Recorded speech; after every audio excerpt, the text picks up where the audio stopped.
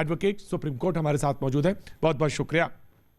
Corona virus पे बात हो रही थी, बेहद संवेदनशील, इसमें कम से कम हमारे इस पैनल से एक ही स्वर में बात जानी चाहिए, और वो ये कि सहयोग की जरूरत है। इसमें तो कोई इफ एंड बट नहीं है। वर्मा जी, हाँ, इसमें कोई इफ एंड बट हो भी नहीं सकता। सहयोग की ज़रूरत है, अवेयरनेस की ज़रूरत है, इंफ्रास्ट्रक्चर की ज़रूरत है, स्क्रीनिंग की ज़रूरत है, और इस पैंडेमिक से लड़ने की ज़रूरत है। इसमें तो कोई दो राय नहीं है। Thank you so much, thank you so much. कम से कम इस मामले पे बिल्कुल सब एक राय है इस पैनल की, और इस छोटे से मंच से या छोटे से पहल के जरिए कह सकते हैं आप सहयोग करेंगे तो बहुत सारी चीज़ें हल हो सकती हैं। लेकिन आज का जो मुद्दा है वो ये है कि सरकार ने कहा कि कागजात की जरूरत नहीं है। जहां तक एनपीआर के सवाल की बात है, सरकार ने पहले भी कहा था कि सीएए में कोई कागजात की जरूरत नहीं है। जो विस्थापित हैं और जो प्रताड़ित हैं वो उनकी जरूरत है, और उन्हीं को नागरिकता देने का सवाल था।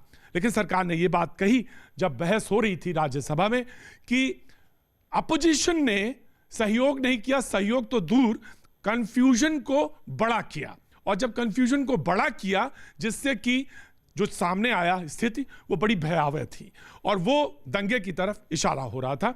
इफ्रा, मैं ये बार बार कह रहा था, और बार बार ये बहस आप लगभग पिछले बहस की बात करें तो लगभग 1 महीने तक की बहस में अगर हम निकालें, आप हर बहस में हर दूसरे या तीसरे में रहे, सरकार बार बार ये कहती रही कि कन्फ्यूजन दूर होना चाहिए, कन्फ्यूजन दूर होना चाहिए।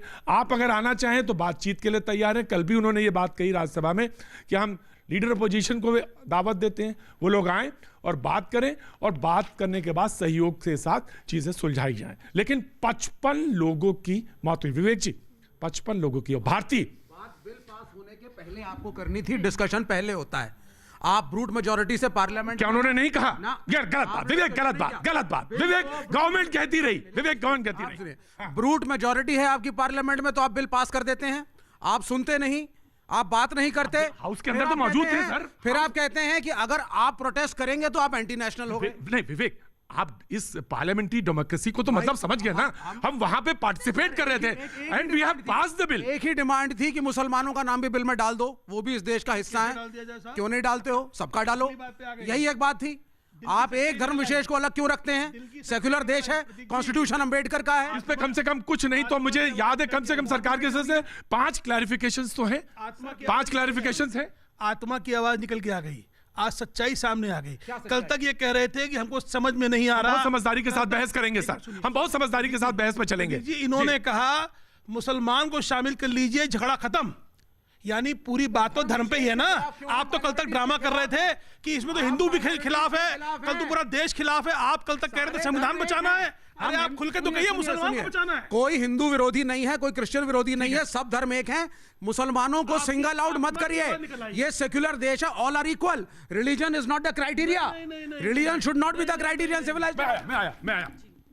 जब आपको फैसिलिटीज मिलती हैं माइनॉरिटी स्टेटस के नाम पे, तब आप कभी ये नहीं बोलते कि ये हिंदुओं को भी दे दीजिए, ये बेचारे पारसियों को भी दे दीजिए। अगर कुछ आपको मिल रहा है तब आपको बहुत वो कन्वीनियंट लगता है, और अगर दूसरे लोगों को धर्म के नाम पे नहीं, परसिक्यूशन के नाम पे, ह्यूमन राइट्स के बेस पे कुछ मिल रहा है तो फौरन आपके पेट में दर्द होने लग गया। जी नहीं, हम डिवीजन।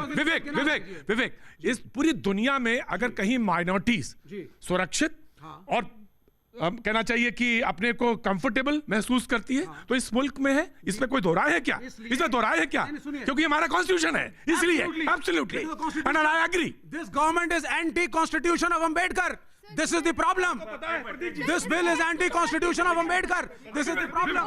पहली बात, एक सेकंड, पहली बात बार बार बोली जा रही है। आप बताइए, जब अमित शाह जी बार बार क्लैरिफाई कर रहे हैं, भाई भ्रम कहां से शुरू हुआ? आप क्रोनोलॉजी समझ लीजिए का बयान मैंने दिया था, ये शर्जील ने दिया था। ये आप क्रोनोलॉजी समझ लीजिए, पहले सीएए आएगा फिर एनआरसी आएगा। ये बयान किसने दिया था? आप लोग बता दीजिए। अमित शाह ने दिया था।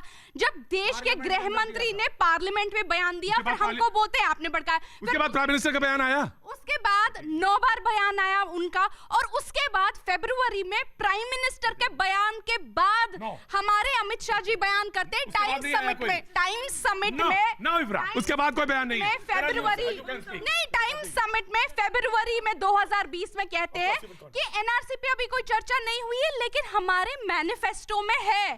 तो आप बता दीजिए ना, झूठ कौन बोल रहा है, सच कौन बोल रहा है, भ्रम कौन फैला रहा है? मैं एक बात मानता